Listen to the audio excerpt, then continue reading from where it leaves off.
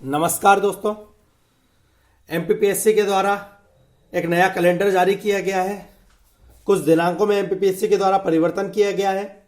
उसके संदर्भ में एक शॉर्ट वीडियो मेरे द्वारा बनाया जाएगा। कई बच्चों का कुछ मोरल डाउन हुआ है या कई बच्चों को कुछ नई रणनीति की जरूरत है, उसके लिए भी हमारा एक शॉर्ट वीडियो जरूर बनाया जाएगा। पर आज का जो हमारा टॉपिक रहने वाला है वो SC/ST एक्ट, जिसको हम धारा 15 तक कर चुके थे, उसी के आगे का टॉपिक रहने वाला है। आज हम शुरू करेंगे अध्याय 4A धारा 15A से। याद रखिएगा, अध्याय 4A या 4 का और धारा 15A या 15 का। 15 का किस संदर्भ में बात करती है? तो 15 का बात करती है पीड़ित व साक्षी के अधिकारों की। याद रखिएगा, 15 का किस संदर्भ में बात करती है? तो 15 का बात करती है पीड़ित एवं साक्षी के अधिकारों की। क्वेश्चन पूछा जाएगा पीड़ित व साक्षी के अधिकार किस धारा के अंतर्गत दिए गए हैं? तो 15 का के अंतर्गत। अगला है हमारा अध्याय 5। अध्याय 5 का शीर्षक है प्रकीर्ण। इसमें हमें जो धाराएं देखनी है वो 16 से स्टार्ट है। तो हम देखते हैं धारा 16 को। धारा 16 किस बारे में बात करती है? धारा 16 बहुत महत्वपूर्ण धारा है। यह बोलती है राज्य सरकार के द्वारा सामूहिक जुर्माना अधिरोपित करने की सख्ती के बारे में। बहुत महत्वपूर्ण है। राज्य सरकार किसी क्षेत्र के निवासियों पर सामूहिक जुर्माना अधिरोपित कर सकती है। एमपीपीएससी के द्वारा किस टाइप के क्वेश्चन पूछे गए हैं? एमपीपीएससी के द्वारा डायरेक्ट ये पूछा गया है कि सामूहिक जुर्माना अधिरोपित करने का अधिकार किसको है? याद रखिएगा, सामूहिक जुर्माना अधिरोपित करने का अधिकार राज्य सरकार को है। जो किस धारा के अंतर्गत बताया गया है? धारा 16 के अंतर्गत। क्वेश्चन पूछा जाएगा सामूहिक जुर्माने की बात किस धारा के अंतर्गत कही गई है? तो सामूहिक जुर्माने की बात धारा 16 के अंतर्गत की गई है। राज्य सरकार सामूहिक जुर्माना क्यों अधिरोपित करेगी? उसके कई कारण भी दिए हैं। अगर अपराध का दुष्प्रेरण होता है, संशय दिया जाता है, पकड़वाने में सहायता नहीं की जाती या साक्ष्य को दबाया जाता है, इस प्रकार के कार्य क्षेत्र के निवासियों के द्वारा किए जाते हैं, तो राज्य सरकार उन क्षेत्र के निवासियों पर सामूहिक जुर्माना आरोपित कर सकती है। यह जुर्माना तब तक नहीं वसूला जाएगा जब तक अर्जी का निपटान ना हो। अर्जी का निपटान मतलब अगर राज्य सरकार के द्वारा सामूहिक जुर्माना लगा दिया गया है तो आप उसके विरुद्ध अपील कर सकते हैं, और उस अपील का जब तक निपटान नहीं होता तब तक यह जुर्माने की राशि वसूल नहीं की जाएगी।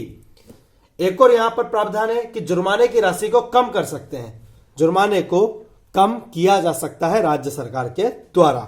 यह धारा 16 के अंतर्गत हमें बताया गया है। धारा 17 बात करती है विधि और व्यवस्था तंत्र द्वारा निवारक कार्रवाई।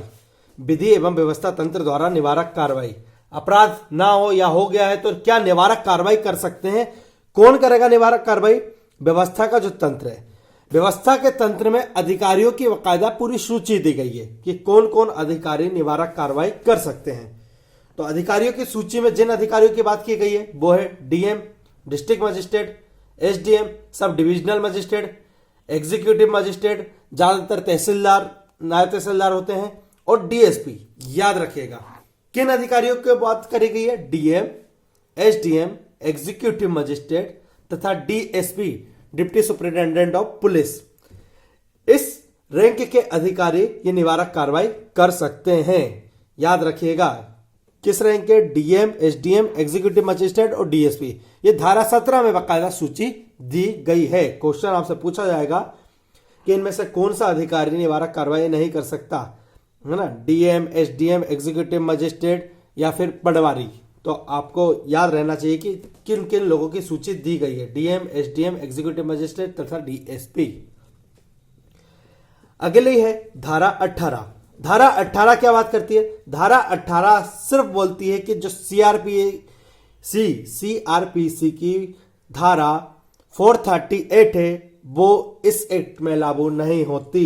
438 मतलब अग्रिम जमानत से संबंधित जो हमारी धारा है सीआरपीसी की, वो SC/ST एक्ट के अंतर्गत लागू नहीं होगी। ये सीआरपीसी की धारा 438 जो अग्रिम जमानत से संबंधित है वो SC/ST एक्ट में लागू नहीं होती। ये धारा 18 के अंतर्गत बताया गया है।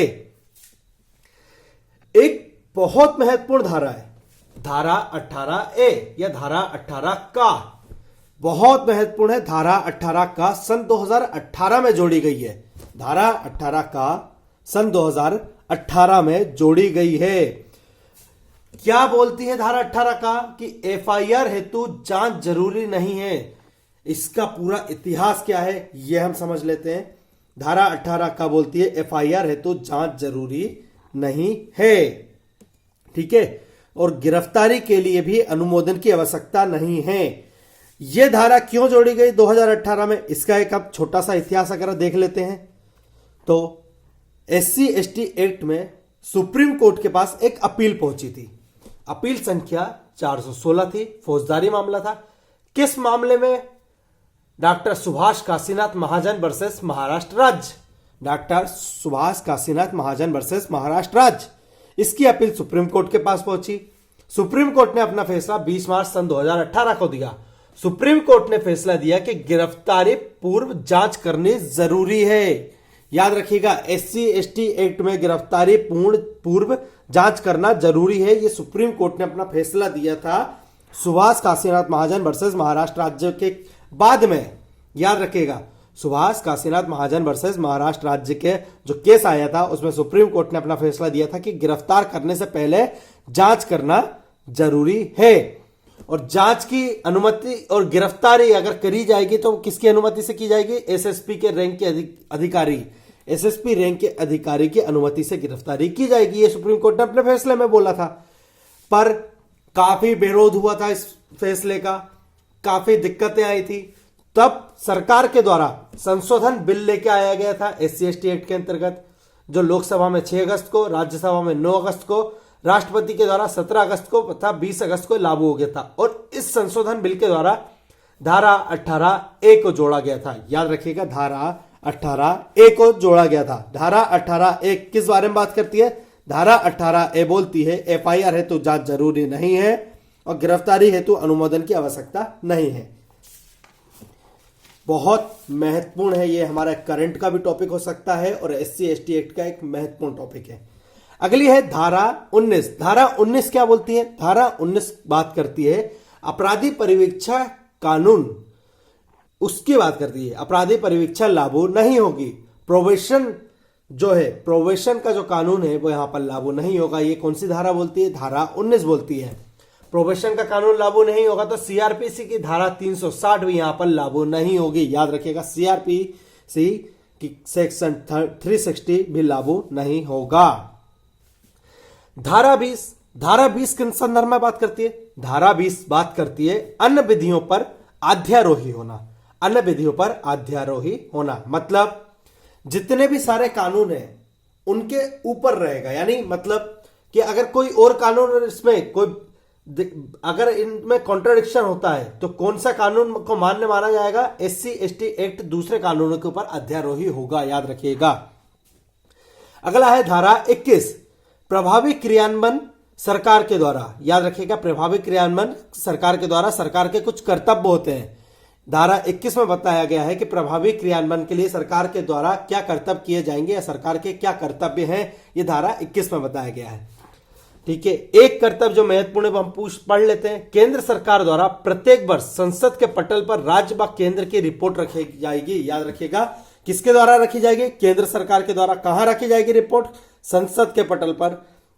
किस बारे में? राज्य तथा केंद्र के बारे में जो SC ST एक्ट के बाद मामले हुए हैं उसकी रिपोर्ट रखी जाएगी। धारा 22 किस बारे में बात करती है? सद्भावना पूर्ण जो कार्रवाई होती है उसके संरक्षण के बारे में बात करती है। सद्भावना पूर्ण अगर कोई कार्रवाई की गई है तो उसमें संरक्षण मिलेगा। यह बात कौन सी धारा करती है? धारा 22। और धारा 23 क्या बात करती है? धारा 23 बात करती है नियम बनाने की शक्ति। तो नियम बनाने की शक्ति किसको दी गई है? संसद के प्रत्येक सदन को 30 दिन की अवधि में रखा जाएगा। याद रखिएगा, नियम बनाने की शक्ति किसको दी गई है? संसद को दी गई है। याद रखिएगा, नियम बनाने की शक्ति धारा 23 के अंतर्गत किसको दी गई है? नियम बनाने की शक्ति धारा 23 के अंतर्गत संसद को दी गई है। अब हमारा SC ST एक्ट कंप्लीट हो चुका है। कुछ और महत्वपूर्ण फैक्ट है जो मुझे लगता है कि पूछे जा सकते हैं क्योंकि MPPSC में इस टाइप के क्वेश्चन पूछे गए हैं। एक आया था अनुसूचित जाति व जनजाति नियम 1995। अनुसूचित जाति तथा जनजाति नियम 1995। हमारा जो SC/ST एक्ट था इसमें कई सारे प्रावधान थे, पर उन प्रावधानों को अच्छे से समझने के लिए अनुसूचित जाति व जनजाति नियम लेके आए गए 1995 में कि ये प्रावधान किस प्रकार से लागू होंगे, कौन से अधिकारी इनको लागू कराएंगे, किस प्रकार से इनकी बात की जाएगी। तो ये सारी अनुसूचित जाति जनजाति नियम 1995 में लाया गया था। ठीक है। अन्वेषण अधिकारी, ये बहुत महत्वपूर्ण है, पूछा गया है। अनुसूचित जाति व जनजाति नियम 1995 की जो धारा 7 है वहां पर अन्वेषण अधिकारी के बारे में बताया गया है। अन्वेषण अधिकारी मतलब कि किस अधिकारी को इन्वेस्टिगेशन का अधिकार है, तो याद रखेगा वो अधिकारी DSP से नीचे की रैंक का नहीं होगा। किस अधिकारी को इन्वेस्टिगेशन का अधिकार है, तो वो अधिकारी DSP की रैंक से नीचे का नहीं होगा। बहुत महत्वपूर्ण है, पूछा गया है कि किस रैंक के अधिकारी को अन्वेषण का या इन्वेस्टिगेशन का अधिकार है, तो वो अधिकारी DSP से नीचे की रैंक का नहीं होगा। याद रखिएगा, बहुत महत्वपूर्ण है, ये बात बहुत महत्वपूर्ण है, कई क्वेश्चन पूछे गए हैं इससे। और जो मुख्य बातें हैं अनुसूचित जाति जनजाति नियम की, वो हम देख लेते हैं। नोडल अधिकारी की रैंक क्या होगी, याद रखिएगा धारा 9 में नोडल अधिकारी की बात करी गई है अनुसूचित जाति जनजाति नियम 1995 में। तो नोडल अधिकारी की जो रैंक होगी, राज्य के सचिव स्तर का अधिकारी होगा। वो किस स्तर का अधिकारी होगा, राज्य के सचिव स्तर का अधिकारी होगा। याद रखिएगा। धारा 10 में विशेष अधिकारी की बात करी गई है। विशेष अधिकारी जो बनेगा उसकी रैंक क्या होगी, तो याद रखिएगा विशेष अधिकारी की रैंक ADM की जो रैंक होती है, एडिशनल डिस्ट्रिक्ट मजिस्ट्रेट की जो रैंक होती है, उस रैंक से नीचे का अधिकारी नहीं होगा, ADM रैंक का अधिकारी होगा। विशेष अधिकारी की अगर बात की जाती है तो बहुत महत्वपूर्ण है। राज्य स्तरीय समिति, SC/ST एक्ट के लिए राज्य स्तरीय समिति की बात करी गई है धारा 16 में। राज्य स्तरीय समिति का अध्यक्ष कौन होता है, तो राज्य स्तरीय समिति का अध्यक्ष मुख्यमंत्री होगा। याद रखिएगा, राज्य स्तरीय समिति का अध्यक्ष कौन होगा, मुख्यमंत्री होगा। कौन कौन इसके सदस्य रहेंगे, गृह मंत्री, वित्त मंत्री और जनजाति कल्याण मंत्री इसके सदस्य रहेंगे। जाति व जनजाति सांसद व विधायक सभा और परिषद में जो है वो इसके सदस्य रहेंगे। जाति व जनजाति के सांसद और विधायक जो है विधानसभा में और विधान परिषद में वो इसके सदस्य रहेंगे। मुख्य सचिव, गृह सचिव, राज्य का DGP, राष्ट्रीय ST/ST आयोग का निदेशक या उप निदेशक भी इसके सदस्य रहेंगे। SC/ST कल्याण एवं विकास के जो सचिव है, याद रखिएगा SC/ST कल्याण एवं विकास जो विभाग है उसका जो सचिव है वो इस राज्य स्तरीय समिति का भी सचिव रहेगा। याद रखिएगा। अध्यक्ष से क्वेश्चन जरूर पूछा जाएगा कि राज्य स्तरीय समिति का अध्यक्ष कौन होगा, मुख्यमंत्री होगा। कौन कौन से मंत्री उसके सदस्य रहेंगे, गृह मंत्री, वित्त मंत्री, कल्याण मंत्री उसके सदस्य रहेंगे। और कौन उनके सदस्य हो सकते हैं, जाति व जनजाति के जो सांसद हैं, अनुसूचित जाति व जनजाति के सांसद और विधायक हैं विधानसभा में तथा विधान परिषद के दोनों के विधायक, वो इसके सदस्य हो सकते हैं। याद रखिएगा। कितनी बार इसकी बैठक होगी, तो साल में 2 बार बैठक होगी राज्य स्तरीय समिति की। ऐसे ही जिला स्तर समिति होती है, धारा 17 में बताई गई है। धारा 17 अनुसूचित जाति जनजाति नियम 1995 की धारा 17, उसमें कौन अध्यक्ष होगा, तो याद रखिएगा अध्यक्ष होगा जिले का DM डिस्ट्रिक्ट मजिस्ट्रेट जो होता है, जिले का कलेक्टर, वो उसका अध्यक्ष होगा। याद रखिएगा। ऐसे ही एक उपखंड स्तरीय समिति होती है। उपखंड स्तरीय समिति का अध्यक्ष कौन होगा, SDM सब डिविजनल मजिस्ट्रेट उपखंड स्तरीय समिति का अध्यक्ष होगा। ये कुछ समितियां थी, ये कुछ विशेष प्रावधान थे जिसकी हमें बात करनी थी और जिसको हमें पढ़ना जरूरी था। कुछ और फैक्ट हैं, कुछ और बातें हैं जो संवैधानिक SC/ST के संवैधानिक उपबंध, हम उनको भी देख लेते हैं। अगर हमारा क्वेश्चन पूछा गया SC/ST के संबंध में संवैधानिक उपबंध, कौन कौन से उपबंध है संवैधानिक उपबंध, तो अस्पृश्यता की बात किस में कही गई है, अनुच्छेद 17। संविधान के अनुच्छेद 17 में अस्पृश्यता की बात करी गई है।